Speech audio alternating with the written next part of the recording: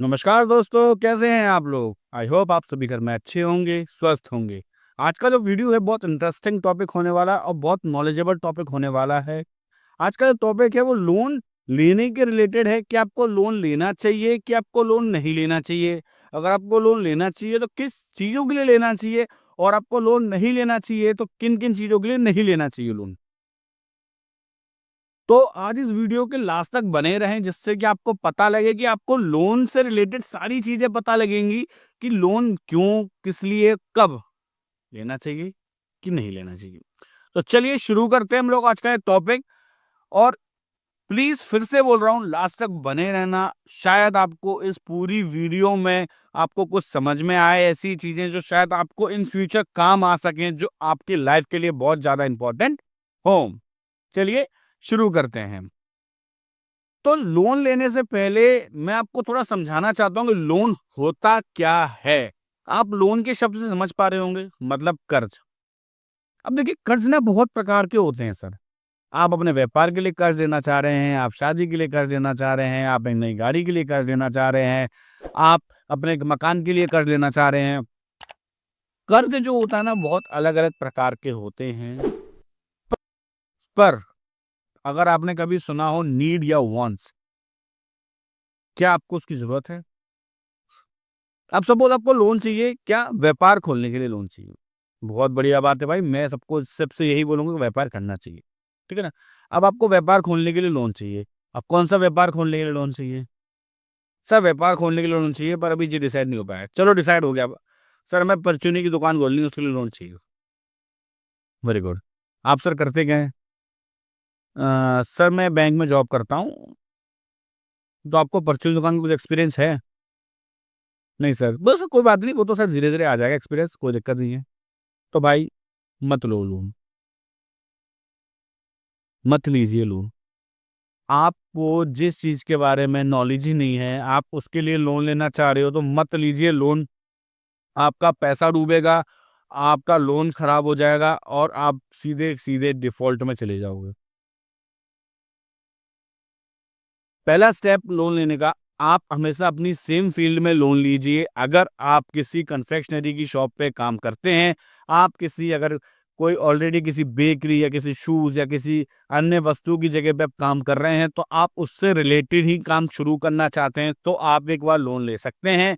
Otherwise आप अगर किसी अदर फ़ील्ड में हैं, आप किसी अदर सेक्टर में काम कर रहे हैं, आपके लिए लोन उस सेम फ़ील्ड के लिए ओके है, अदरवाइज़ दूसरी फ़ील्ड में जाने का कोई फ़ायदा नहीं है।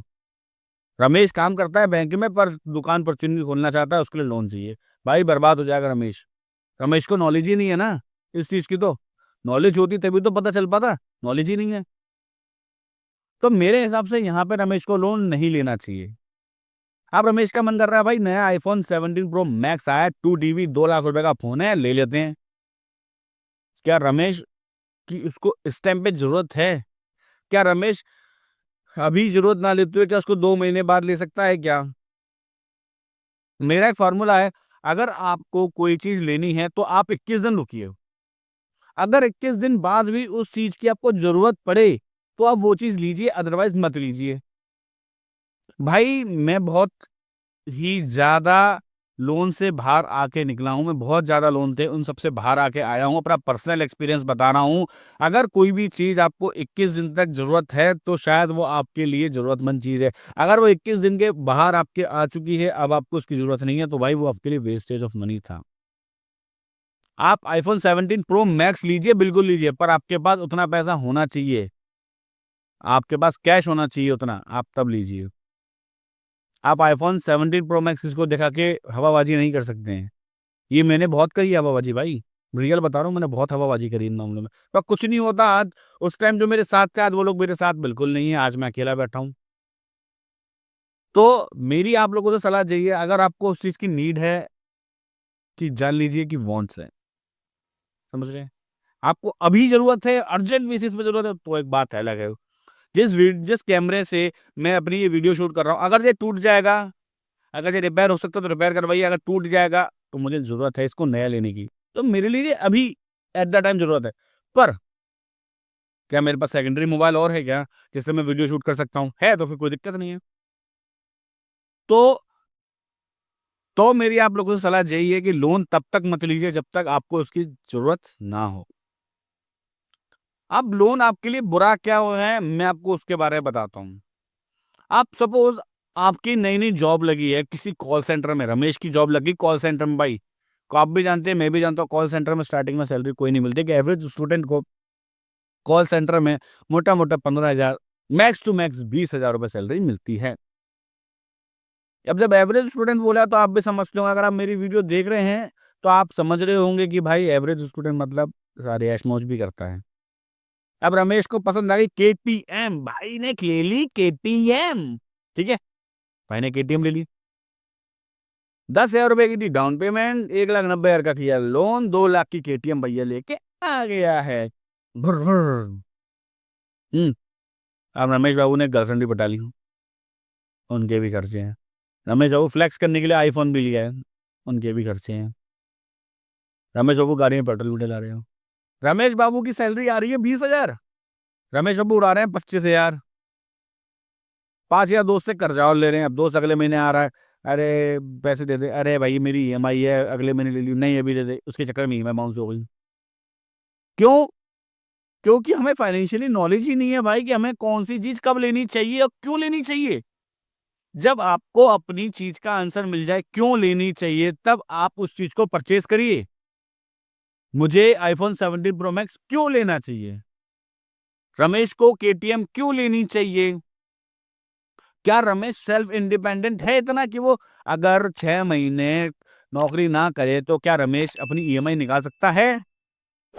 जब आपको क्यों का आंसर मिल जाए ना मेरे भाई, तो आपको लेना चाहिए। अदरवाइज़ लोन आपके लिए नहीं है। लोन बहुत खतरे की चीज़ है। आप डेट में फँस जाओगे, आप बहुत ही ज़्यादा डिप्रेशन में आ जाओगे भाई। भगवान सब कुछ दे, कर्जा ना दे। बहुत गंदी चीज़ है कर्जा। अब मैं आपको बताता हूँ कर्जा क्यों लेना चाहिए और कर्जे से आपके क्या फ़ायदे होंगे। अभी तो आपने नुकसान सुने ना, अब फ़ायदे सुनो। रमेश की एक परचूनी की दुकान है। पिछले 5-6 सालों से दुकान चल रही है। रमेश बहुत बढ़िया पैसा कमा रहा है इस परचूनी दुकान से। क्या फ़ायदा है इसे फ्लेक्स का? तब मज़ा आया था, पर लोन तो अभी भी चल रहा है। अब पर मज़ा नहीं आ रहा है। लोन तब भी चल रहा था, मज़ा आ रहा था। आज लोन अभी भी चल रहा है, पर मज़ा नहीं आ रहा है। परेशान है रमेश।